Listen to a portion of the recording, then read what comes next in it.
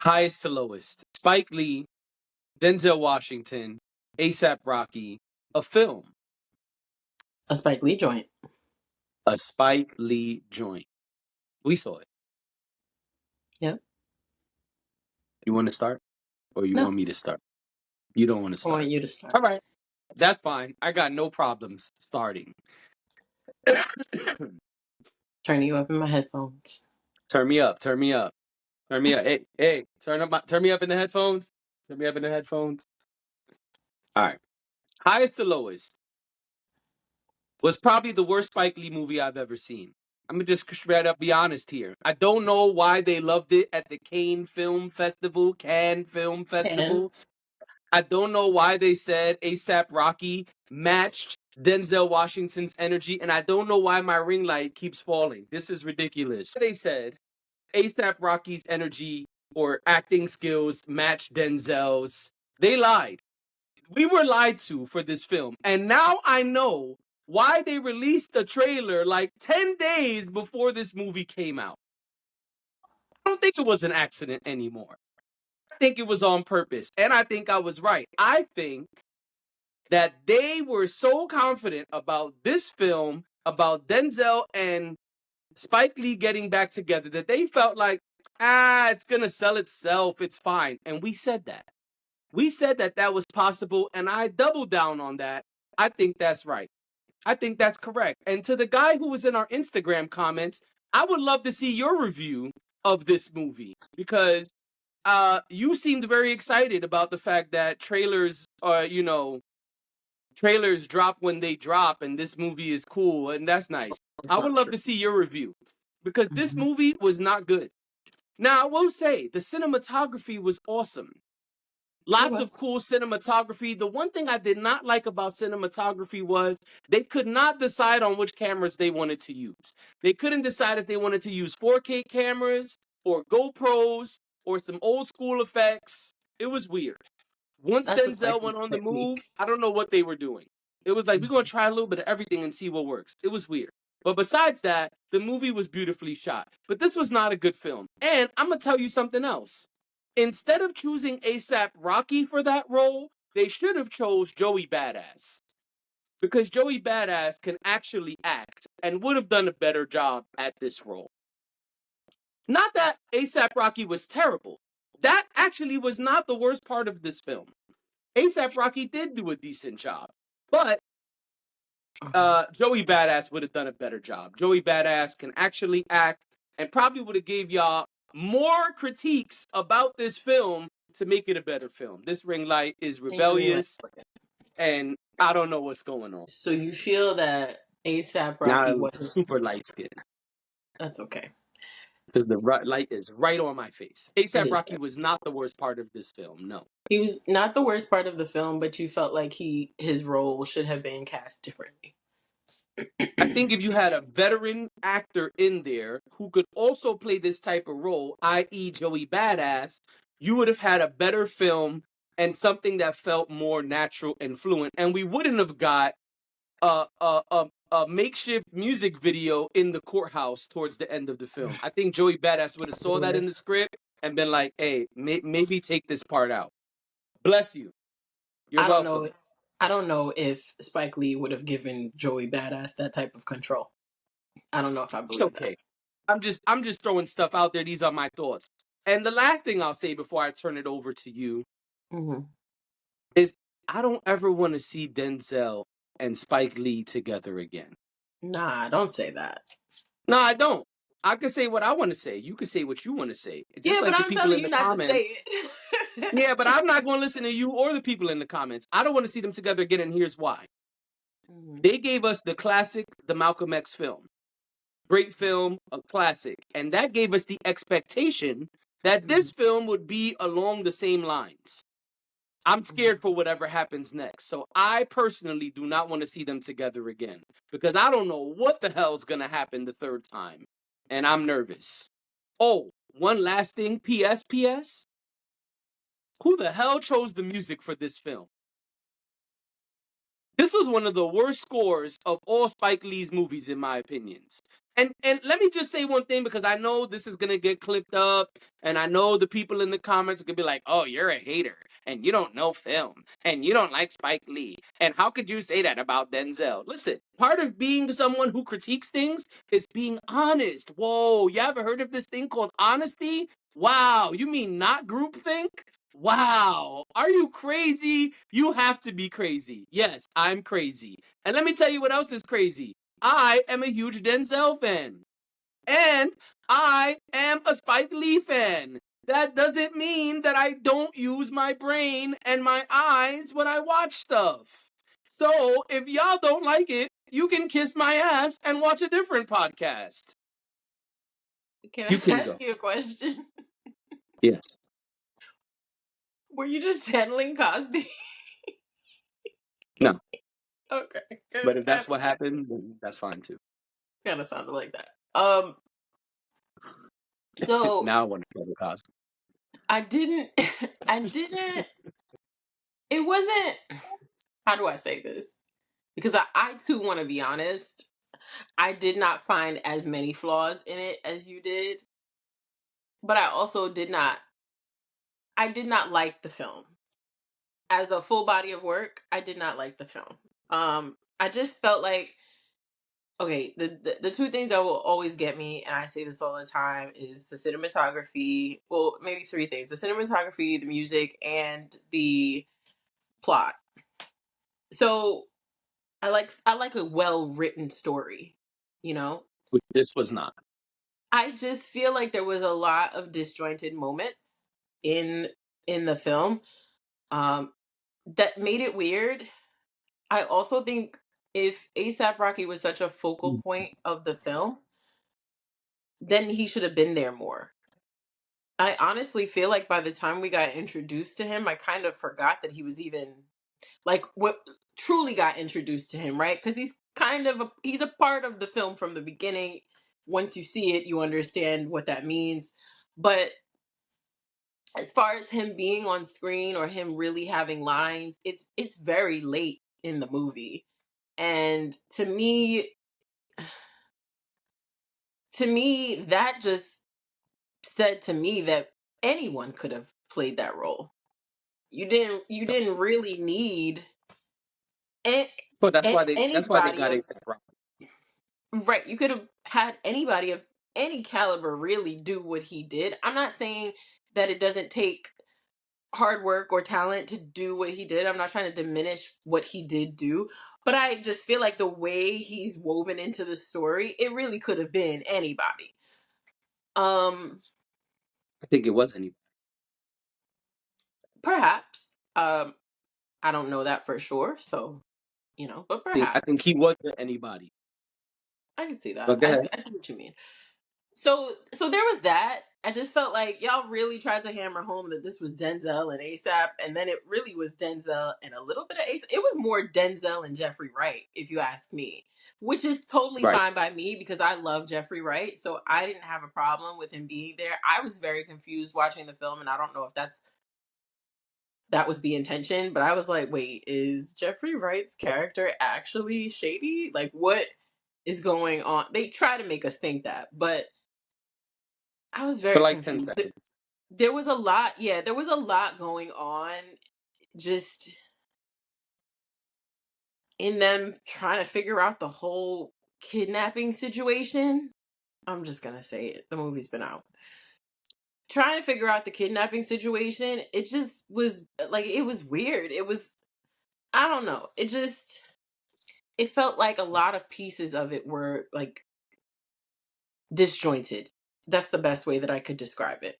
So I didn't love that. I didn't feel like it was storied well. And that's Yeah, I probably my agree. biggest problem with the film. Yeah. The acting was fine. The woman who played Denzel's wife, I mean, I'm Who not was familiar that? with her. I'm not familiar with her. I'm also not out here trying to Google her to see what other films she was in because I don't have I an did not interest. recognize her either. She looks kind of familiar, but I don't know if that's just because she has a certain look. It could be that. They definitely gonna be in the comments like, "Hi, I don't know her. She's in this and that and I this don't and know that." every single person on the planet, and I don't know every single actor on the planet, and I never said I did. So y'all can keep that. Oh, they But definitely gonna do it. the music, it was very Spike Lee. Okay, so this is why I say I didn't hate the film, because the film is very much a Spike Lee joint when it comes to the music, when it comes to the cinematography, which I'll get to, the use of imagery, the colors, the sounds of New York, and the music that he's playing, which a lot of times the music is an homage to Black culture in some way. Um, and if you And really that pay remains. yeah, and if you really pay attention to even just, like I said, the imagery that is like within, when they're sitting in a room, like let's say they're sitting in their living room, if you're looking around the room as you're taking in the story, you'll notice the attention to detail that they take to make sure that Spike Lee's films are filmed a certain way but also staged a certain way. So Mhm. the camera work, that brings me to the camera work. Camera work didn't bother me because it just felt very Spike Lee film. Like, I think you could name just about any Spike Lee film that does exactly what this film did in terms of the way it was shot. I really just didn't care for the story. I didn't. I honestly thought the story was something else. I don't know where I missed it, but based on the trailers, what actually happened in the film was not what I thought was going to happen. I also just didn't, it just wasn't good. Like, it didn't, it was an interesting story, right? It was an interesting thing that happened that is kind of this catalyst to everything, how everything goes down in the film. But the way they moved the story forward, I didn't care for it. I I did didn't not think care it was. for it at all. I feel like we all saw Man on Fire. And it was like, we're gonna remake Man on Fire, but instead of Denzel being the bodyguard, he's gonna be the main character. And he's gonna be a rich music mogul who's not really rich. Ooh. Right. I was Listen, like, like this is Men on Fire, but the remix. And the only thing that was the remix was, we're gonna put black art in front of your face and talk a lot about basketball. And I was like, I guess, like, okay. right, and there's a lot of basketball, which I don't know how I could miss that, but yeah, there's a lot of And I basketball. don't want Denzel to act like a nigga from the hood ever again. Like, being Equalizer and being this trained, great uh, tactician and marksman, fine. But the nigga from the Bronx who is fighting niggas on the train in between the cars, nah, Denzel. I don't want to see that. And Denzel spitting Nas bars while ASAP Rocky is cursing him out. Like, nah, nah. Well, so here's another thing that I thought about, and I watched a clip of there's a writer that I love from he's worked with the New York Times for a long time, and he's also had like different iterations of the podcast he does. I actually forget the name of it right now, but I saw a clip from his episode of his podcast where he talks about highest to lowest. His name is Wesley Morris, and Wesley actually, and I probably should have watched this before we talked about it, but Wesley actually points out how absurd the film was, but he also points out the fact that the absurdity was intentional. And Sure. I think to some degree it was intentional. I think Spike Lee very much knew what he was doing, and I don't think it was ever supposed to land for everyone, right? I think this was one of those things. Go ahead. I think this was one of those things where we're not all gonna get it. I didn't get it. I felt like it was a little too ridiculous for me. Like I said, I couldn't follow the story. I don't feel like it was easy to follow the story well because things were just so disjointed, and you were like, your mind was in one place and they were already gone off to another place, and certain things just never really got resolved. But I appreciated the elements about it that have always made me love Spike Lee as a filmmaker. So, like I said, the cinematography. I think the choice of music was. I don't even think the music was bad. I just don't think the music really fit certain themes. Like But that's when they come out of the studio when they come out of the studio and they're running, I can't even remember what was playing. All I know is I remember saying out loud, "Why is this the track behind them running and like chasing each other?" And it just was but that's what it I was mean just by it was bad. That yeah, is no, I exactly what I understand. mean. Like, not that they chose bad songs, but that the way this film was scored is bad. Like, even the opening scene, which is an entire song Too playing long. while we're watching credits, it's not even a scene that gets you excited about the movie. A song that gets you excited about the movie. It's like, all right, you chose some super old school shit that you feel is fly, and that's cool. But you're gonna make me listen to this whole song while nothing is happening, just B-roll footage and credits? Then put something on that's exciting, that gets us ready for the film. Not that makes me feel like, hey, should I leave the theater right now? Should I be watching this? Well, the intro was entirely too long. The music didn't bother The music in the intro didn't bother me because again, I feel like it's typical Spike Lee. It didn't. I feel like it's. I guess I'm used to it, I should say. Like it just it didn't surprise me in any way. And I don't mean that in a bad way. I just mean that's kind of what I expect.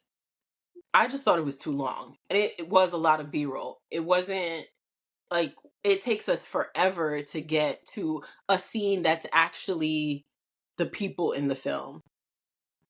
And I 10 get minutes it. of nothing. Yeah, a First lot 10 of minutes.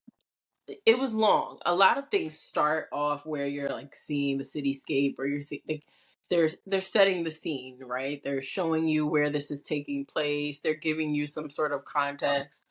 Um it's obviously the view and the vantage point of the city is also important because you would later find out that Denzel's character and his wife live in this high rise that's overlooking the city.